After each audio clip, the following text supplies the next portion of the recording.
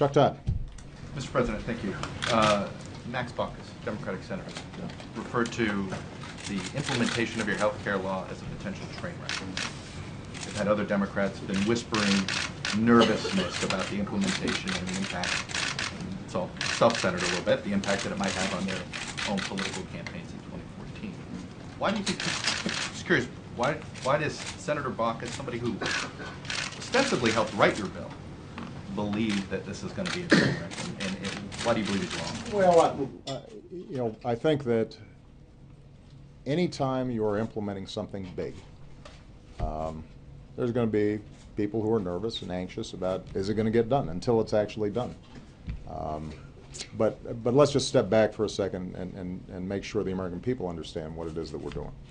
The Affordable Care Act, Obamacare, has now been with us for 3 years. It's gone through Supreme Court tests. It's gone through efforts to repeal. A huge chunk of it's already been implemented.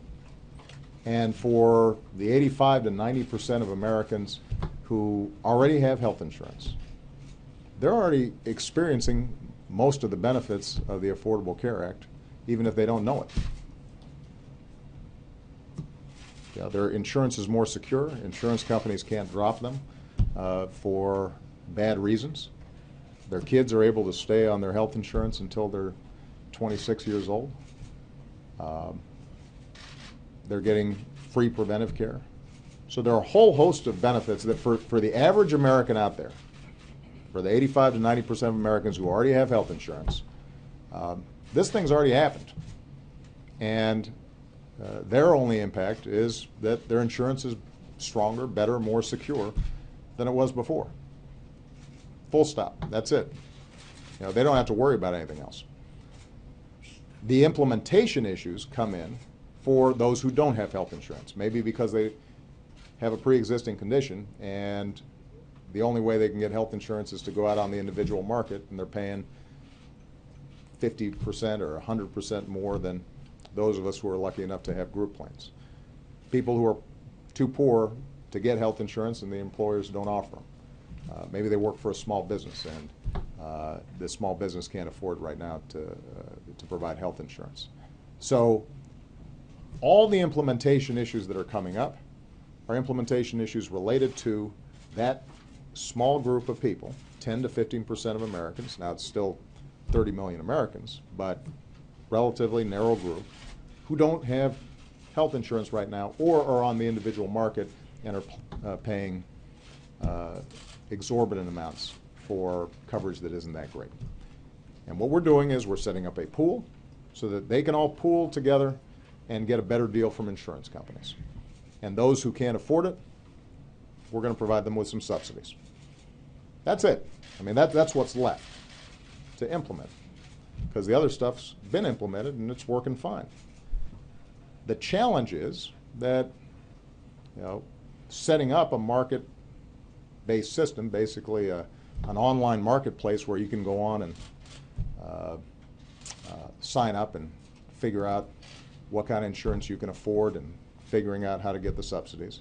That's still a big, complicated piece of business. And when you're doing it nationwide, relatively fast, and you've got half of Congress who is determined to try to block implementation and not adequately funding implementation, and then you've got a number of members of or governors, Republican governors, who know that it's bad politics for them to try to implement this effectively, and some even who have decided to implement, and then their Republican-controlled state legislatures say, don't implement and won't pass enabling legislation. When you have that kind of situation, that makes it harder.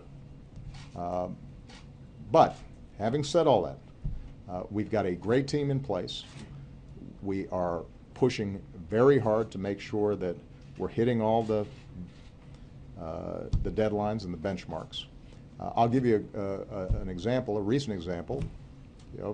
We put together initially an application form for signing up for participation in the exchanges. that was initially about 21 pages long. And immediately everybody sat around the table and said, well, this is too long, especially in this age of the internet.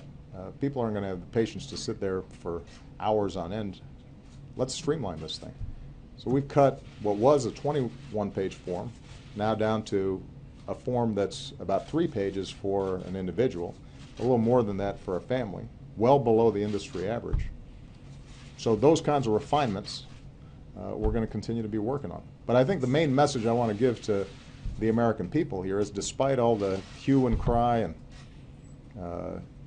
sky is falling predictions about this stuff, if you've already got health insurance, then that part of Obamacare that affects you, it's pretty much already in place. And that's about 85% of the country.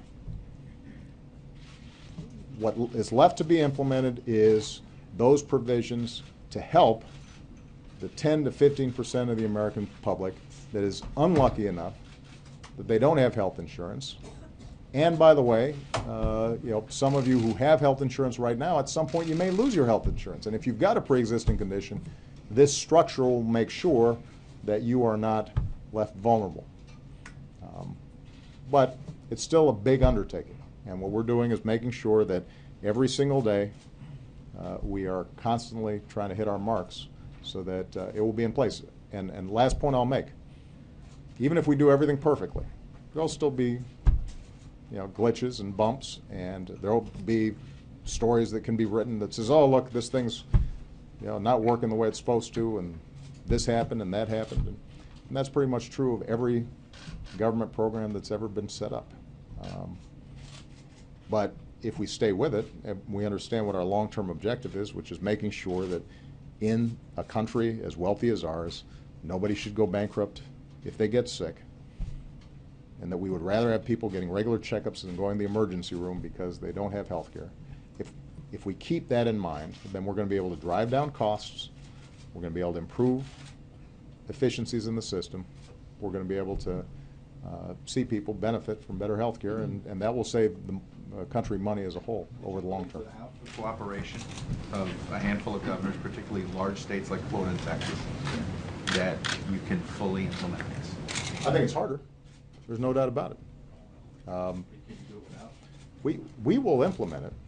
There will be, we have a backup federal exchange. If states aren't cooperating, we set up a federal exchange so that people can access that federal exchange. But yes, it puts more of a burden on us.